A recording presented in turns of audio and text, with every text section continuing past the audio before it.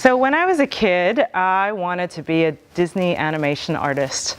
I was born in Hollywood, in Los Angeles, and everyone was in the entertainment business.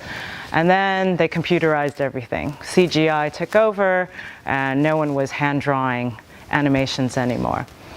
How many of you believe that there will be a job for you 15 years from now, or that will be robots? Yeah? Jobs? Robots? Anyone for the robots? Okay, so for us to compete with the robots, because it's coming, we have to double down and focus on the choices we make today and who we become. Today, I want to share with you 5 lessons I've learned in my 5 career transitions. I started out as a tech marketer. I worked my way to becoming a young manufacturing executive. I became a change maker in government, a management consultant, and today I'm an investor. Today is about hitting home the choices that you make here that will shape who you are tomorrow. So I didn't end up becoming a journalist or an animation artist. I became a tech marketer that helped startups and software companies tell their story to the world. One of my favorite stories that I like to tell goes back to my first job as the PR intern in that dark, dingy basement. One day, 2 PhD students walked into our office in t-shirts and jeans. They didn't look like much, they were kind of scruffy. Their names were Larry and Sergey. It was potentially a new sales client, and they met with my boss. We didn't end up winning the sales account. At the time, my boss said, "Oh well, Google, that's a funny name. They sound too much like Yahoo anyway, and who's going to unseat Yahoo?" Yahoo is the leading search engine of its time. So lesson number 1 on my first job, I learned, let go of what you think you know, because otherwise you'll miss the great opportunities. I was feeling restless after a couple years of working in tech. Software releases were coming out so fast, and I wanted to know how business really worked. So through my dad's connections, I moved to Los Angeles, back to Los Angeles, and took on a marketing job at a Taiwanese manufacturing company. It was hard. Tech was very different to manufacturing. They were about 10 years behind in technology.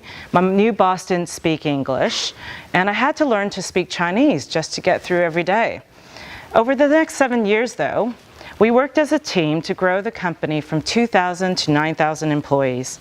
And at the time I was a young manager, I thought I had to have all the answers. But looking back, the only way I learned as much as I did was because my boss took the time out on the job and outside of the job to teach me everything he knew, to connect me with people who would guide me, to give me advice. So that was lesson number 2. Work hard and learn from people smarter and more experienced than you. Towards the end of 9 years with that company, I was tired of manufacturing. We had hit the GFC, and I had to tell 150 people that they were losing their jobs.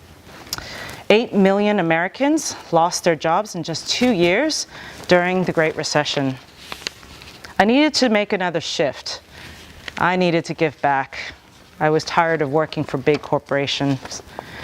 So I took a job helping startups and small businesses, and it was tough. It was also the first time I worked for a female boss, and I wasn't sure how I would feel about that. But Lisa taught me my 3rd most important lesson in my career. Just be curious. Ask the dumb questions. Build trust first.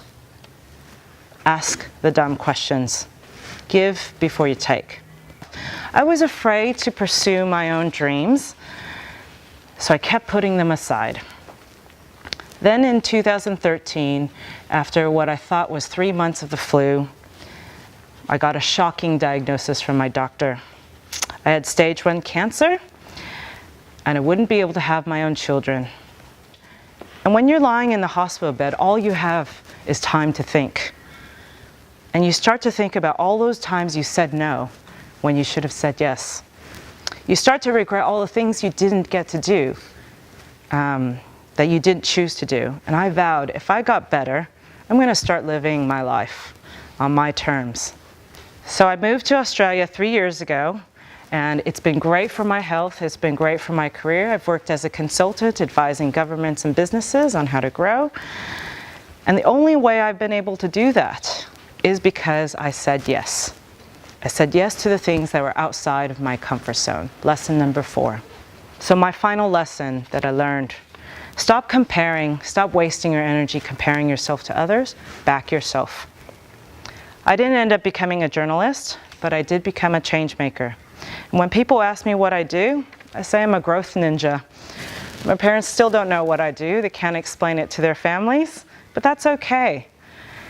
I thought I had all the time in the world to figure out what I wanted to do with my life. And when I didn't, I realized you're the only person who has to live with a choice you make in life.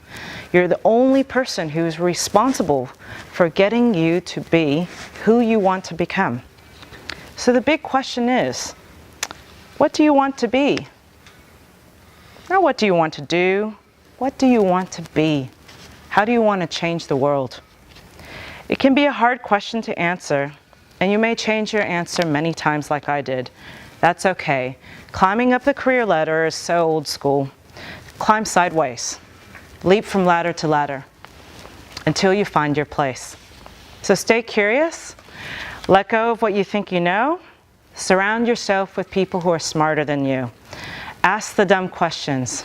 Stay curious. Say yes to things outside your comfort zone and stop comparing. Back yourself.